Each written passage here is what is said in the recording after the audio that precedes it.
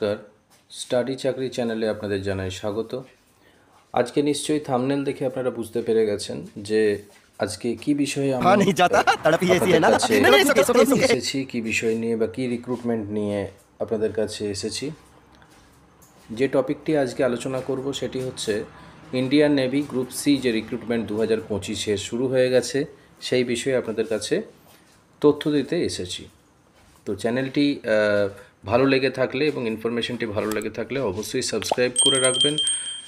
বিভিন্ন রকমের জবের সম্বন্ধে ইনফরমেশন এবং যে সমস্ত এক্সামগুলো চলছে, রিক্রুটমেন্ট চলছে, স্টাডি রিলেটেড সমস্ত কিছু ইনফরমেশন, স্টাডি সমস্ত কিছু আপনারা নোটিফিকেশান পেয়ে যাবেন। অবশ্যই সাবস্ক্রাইব করে নোটিফিকেশান বেল আইকনটি আপনারা ক্লিক করে রাখবেন। পোস্টের নাম হচ্ছে Indian navy group C recruitment 2025 notification. Application যে ইনভাইট করা হয়েছে ইন্ডিয়ান নেভি গ্রুপ সি রিক্রুটমেন্টের জন্য 2025-এর জন্য, এটি অল ওভার ইন্ডিয়ার জন্য প্রযোজ্য। All eligible candidates apply for Indian navy group C vacancy 2025 by online mode. অনলাইনে অ্যাপ্লিকেশন করা যাবে। Candidates applying for more than one post should submit their application complete in all respects separately. একের বেশিও আপনারা apply করতে পারবেন separately.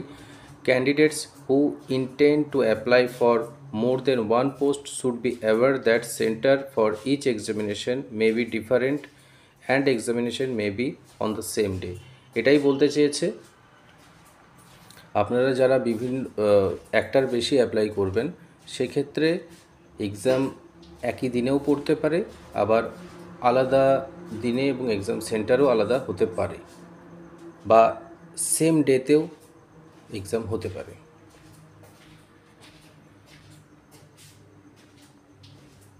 If examinations are in two different shifts on the same day, it will be the candidate responsibility to reach the allocated center. মানে এটা বলতে চেয়েছে যে যদি সেম ডেতে দুটো ডিফারেন্ট শিফটের এক্সাম হয় তো সেক্ষেত্রে যে ক্যান্ডিডেট এক্সাম দেবে তারই রেসপন্সিবিলিটি হবে যে সে কীভাবে ওখানে পৌঁছাবে এক্সামের সেন্টারে। এই সমস্ত যে সমস্ত কন্ডিশন আছে সেগুলো বলা হয়েছে। If the examination for two post applied by candidate is in the same shift as the centre and shift allocation is an automated process. এগুলো অটোমেটেড প্রসেস, সেম শিফটে হবে কিনা সেই সমস্ত কিছু বলা হয়েছে। He will be able to appear in the examination of one post as per his choice. Appear যে হবে এক্সাম সেক্ষেত্রে যে কোনো ওয়ান পোস্ট জন্য যে কোনো একটি পোস্টের জন্য চয়েস করার তিনি চয়েস করতে পারবেন তিনি, এই সব বলা হয়েছে। এবং চলুন পরবর্তী যে সমস্ত তথ্য আছে সেগুলো আপনাদের কাছে নিয়ে আসি। অ্যাপ্লিকেশন স্টার্ট ডেট হয়েছে 12/3/2025 থেকে। লাস্ট ডেট অ্যাপ্লাই অনলাইনের হচ্ছে 1/4/2025। 1/4/2025। পে অ্যাপ্লিকেশন ফিজ দেওয়া যাবে 1/4/2025 পর্যন্ত। অ্যাডমিট কার্ড পরে জানানো হবে। রিটেন এক্সাম নোটিফাই সুন পরে জানানো হবে। অ্যাপ্লিকেশন ফিজ জেনারেল ওবিসিদের ক্ষেত্রে কোনো টাকা লাগছে না, 0। SC STদের ক্ষেত্রেও কোনো টাকা লাগছে না, 0। No application fees any category, কোনো অ্যাপ্লিকেশন ফিজ লাগছে না। খুবই ভালো খবর। এজ লিমিট কি আছে?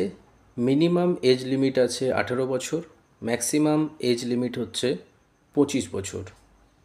এজ যেটা ক্যালকুলেশন করা হবে সেটা 1/4/2025 হিসেবে এজ ক্যালকুলেশন হবে। এজ রিল্যাক্সেশন বাই গভর্নমেন্ট রুলসে যা থাকবে সেই হিসাবে। এডুকেশন কোয়ালিফিকেশন কি কি লাগবে? সাইরেং অফ লেসকার্স যে পোস্ট আছে সেটিতে টোটাল পোস্ট আছে 57। এডুকেশন কোয়ালিফিকেশান লাগছে 10th pass any recognised board in India, মাধ্যমিক পাস। আর সাইরেং সার্টিফিকেট যেটা থাকবে প্লাস 2 বছরের এক্সপিরিয়েন্স লাগছে।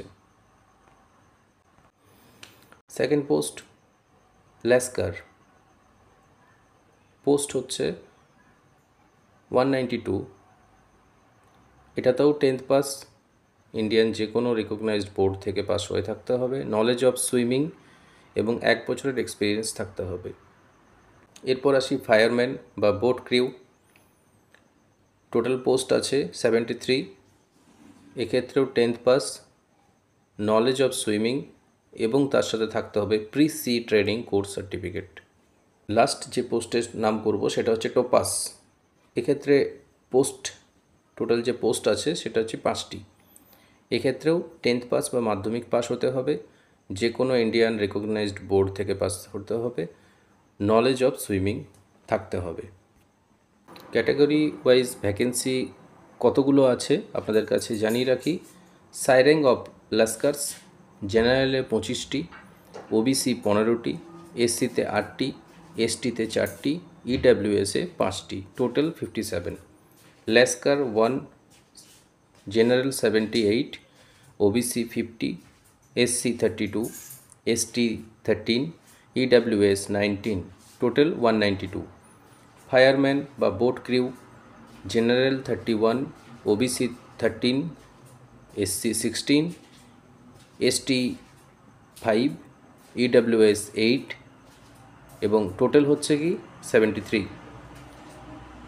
টোপাস, জেনারেল 2, ওবিসি নীল বা 0, এসসি 1টি, এসটি 1টি এবং ইডাব্লিউএস 1টি, টোটাল 5টি পোস্ট। তাহলে গ্র্যান্ড টোটাল পোস্ট হচ্ছে কটা? 327। তার মধ্যে জেনারেল 136, ওবিসি 78, এসসি 57, এসটি 23 এবং ইডাব্লিউএস 33। টোটাল পোস্ট হচ্ছে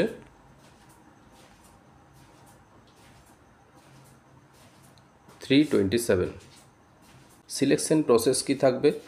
স্টেজ 1-এ শর্টলিস্টিং ফর্ম হবে, আপনারা যে ফর্ম ফিল আপ করবেন সেটা শর্টলিস্টিং হবে। এরপরে রিটেন এক্সামের জন্য আপনাদেরকে ডাকা হবে যারা যারা শর্টলিস্টিং হবেন।